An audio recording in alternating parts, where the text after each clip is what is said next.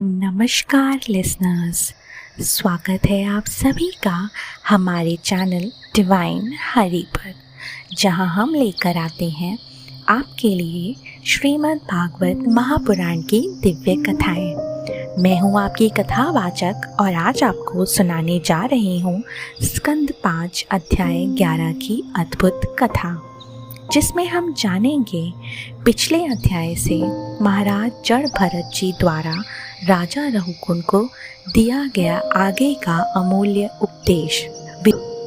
राजन, तुम अज्ञानी होकर भी पंडितों की तरह तर्क वितर्क की बातें कर रहे हो, लेकिन तत्वज्ञानी जन इस तरह के स्वामी सेवक आदि के व्यवहार को सच्चा नहीं मानते। लौकिक व्यवहार की तरह वैदिक कर्म कांड भी परम सत्य नहीं है, क्योंकि वे अधिकतर गृहस्थ जीवन के यज्ञ और कर्म कांडों में व्यस्त हैं। केवल इन कर्मों से आत्मज्ञान प्राप्त नहीं होता।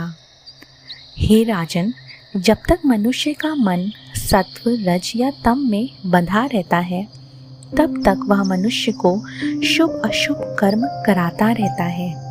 यही मन वासनाओं से भरा, विषयों में आसक्त और जीव की ऊंच नीच का कारण है। यही मन जीव को सुख, दुख और मोह में उलझाए रखता है। जड़ भरत जी ने एक बहुत ही अद्भुत उदाहरण दिया। उन्होंने कहा, जिस प्रकार घी से जलता दीपक तब तक जलता है जब तक घी है, पर घी समाप्त होते ही वह अपनी अग्नि में लीन हो जाता है, वैसे ही मन जब तक विषय और कर्मों से जुड़ा है तब तक उसकी वृत्तियां चलती रहती हैं, लेकिन जब ये उनसे मुक्त हो जाता है तो अपने वास्तविक स्वरूप में लीन हो जाता है। मन की 11 वृत्तियां होती हैं, 5 ज्ञानेंद्रियां, 5 कर्मेंद्रियां और 1 अहंकार। इनके भी विषय होते हैं गंध, रूप, रस, स्पर्श, शब्द, मल त्याग, गमन, भाषण, लेना देना और देह को मेरा मानना। राजन, ये सारी वृत्तियां केवल आत्मा के कारण ही विद्यमान हैं। आत्मा का इनसे कोई वास्तविक संबंध नहीं। आत्मा तो सदा निर्मल और साक्षी है।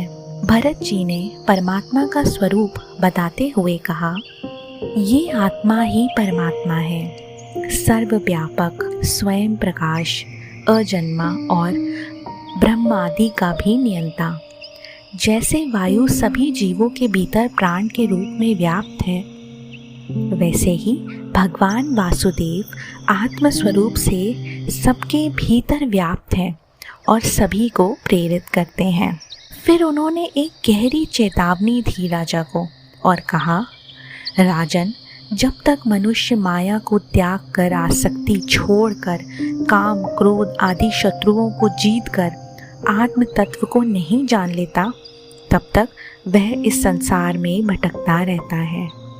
ये मन ही तुम्हारा सबसे बड़ा शत्रु है और तुम्हारे उपेक्षा करने से ये और भी बलवान हो गया है। इसे हराने का केवल एक ही उपाय है, श्री गुरु और श्री हरि के चरणों की भक्ति। केवल उनकी उपासना का शस्त्र ही इस मन रूपी शत्रु को मार। जड़ भरत जी ने राजा रहुगुण को आत्मज्ञान का उपदेश दिया, जिससे उनका अज्ञान मिट गया और हृदय भगवान की भक्ति में स्थिर हो गया। इस कथा से हमें ये शिक्षा मिलती है कि मन ही सबसे बड़ा मित्र और सबसे बड़ा शत्रु है। यदि ये विषयों में आसक्त है तो हमें संसार के चक्र में डाल देता है, और यदि ये भगवान के चरणों में स्थिर हो जाए तो हमें मोक्ष दिला सकता है।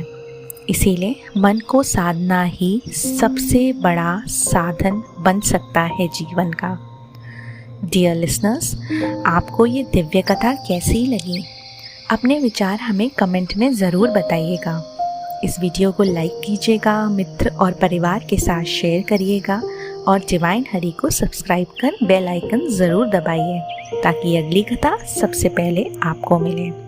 अगले भाग में हम सुनेंगे श्रीमद् भागवत महापुराण की एक और अद्भुत कथा। तब तक के लिए धन्यवाद। जय श्री हरि।